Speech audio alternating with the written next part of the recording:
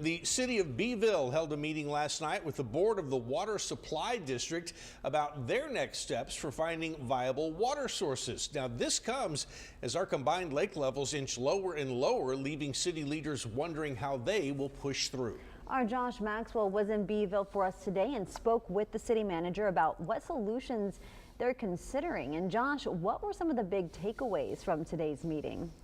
Leslie, the city is working with an engineering firm to try and find both short and long-term solutions. Now, city manager John Benson says it looks like the solution could be drilling more water wells.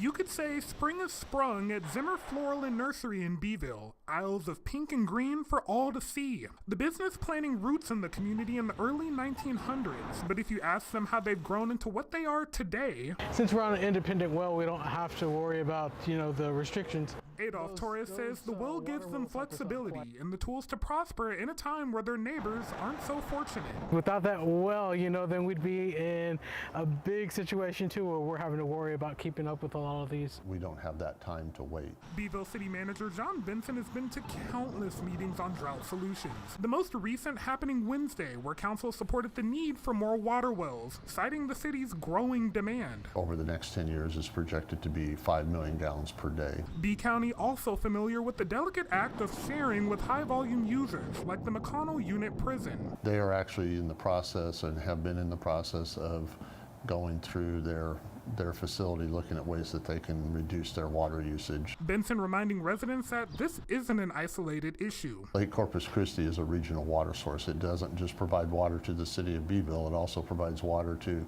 the city of Corpus Christi, to the city of Alice, to the city of Mathis, to name a few. And while our region continues to navigate drought, those at Zimmers are just happy to continue giving others the gift of spring.